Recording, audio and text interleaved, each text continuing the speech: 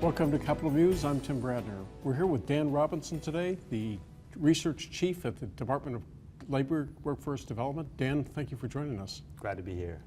Dan, a lot of interest in population changes in Alaska. I understand there's some new work that your department has done. Yeah, we just recently released our 2013 population estimates. Our most current number is about 740,000 people for Alaska. The one interesting thing about the number, it showed from 2010, the last census, to that period we grew 3.7%, I think, a little bit faster than the U.S. Another interesting thing I thought was that we had net in-migration until 2013, and quite often what happens with Alaska, we get, and when I say net in-migration, means more people came here than left Alaska. And during the recession, we had positive in-migration, net positive. And 2013, for the first time, that turned around. So that's probably a sign that the U.S. economy, the job market, the normal flows are kind of returning. And we had a slight negative migration figure. We'll see what happens. Do you have a sense of how many people, those would be people leaving Alaska to go outside? The flows are very large, 45,000, 50,000 people a year. The net figures are much smaller, quite often just normally for Alaska less than 10,000. So for 2013, the net figure was about 8,000. And I talk about those numbers as if they're more precise than they are. Because it's a residual. Population estimates are tricky with births and deaths and migration, the key components. But and we know quite a bit about births, obviously. We know quite a bit about deaths. Migration, we know in Alaska more than other states know because of the permanent fund dividend. Is a pretty powerful data source. But yeah. Dan, how do you actually do the estimate, though? I mean, the census is done every 10 years, and right. That's where people are counted, but how do you do it? How do you do the annual updates? Yeah, it's a combination. Permanent fund dividend applications is a powerful data source. We check in regularly with vital statistics for births and deaths. And then there's a lot of additional IRS data. There's some data from the census. But the hardest part to track is that moving around of people between the census periods. But again, we have some tools here that make that a little easier than other states would have it. Now, can you get a sense of people moving within the state? Yes, yes. Again, from the permanent fund dividend and also IRS data, which we have access to. We don't have anything very specific financially, of course. But yeah. So do you have a sense of people moving in from rural Alaska or within rural Alaska? Yeah, that's one of a little bit less more recently, but a few years ago when we had the especially big permanent fund dividend, there was kind of a conventional wisdom that lots of people suddenly had money to move and that the villages were emptying out. And we've kind of gone to pains to say, yes, there was a lot of migration, and there always is a lot of migration from the villages to the village hubs, and then from the village hubs to Anchorage especially. But what there also is a lot of migration back. There's a lot of flow back and forth.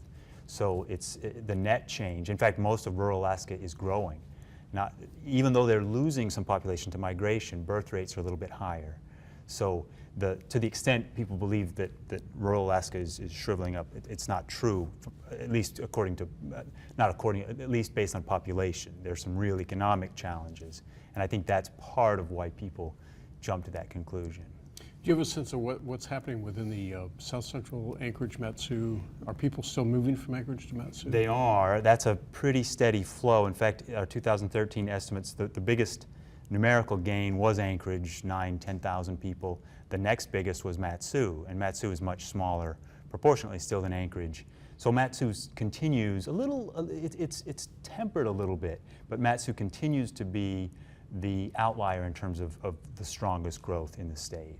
And a lot of that, I think everyone probably understands this who's looked at it very much, but very, very tied to Anchorage. I mean, the Anchorage job market is the main reason for Mat-Su's growth and Mat-Su's availability of housing and land and some of those things. So what about Southeast? I mean, that's been a bit of a turnaround. Yeah, Southeast, interesting because in our last long-term forecast, it was a little bit the outlier on the downside. Not a lot of population growth projected long-term, but regionally, it was second only to South Central for growth over the 2010 to 2013 census period.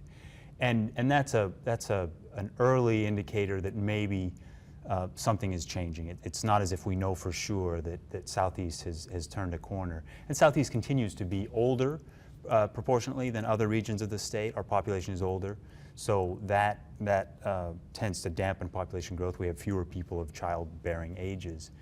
So we don't expect Southeast to grow as much as the rest of the state still. But there are some things happening, fishing, mining, that are a little more positive than they were 4 or 5 years ago. So what about Fairbanks?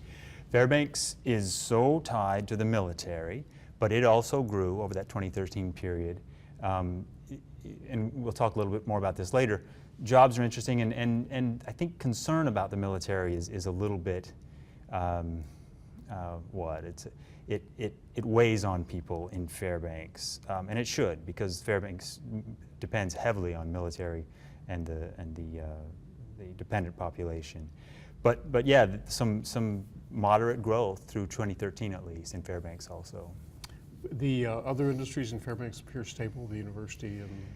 University, it's always, universities are nice to build a community around, as to the extent they're connected to the resource extraction industry.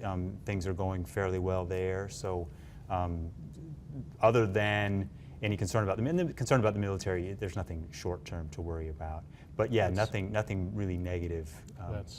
That's encouraging. Well, Dan, thanks for being with us. Glad to be Dan here. Robinson, Department of Labor, Workforce Development, and this is Tim Bradner. Thank you.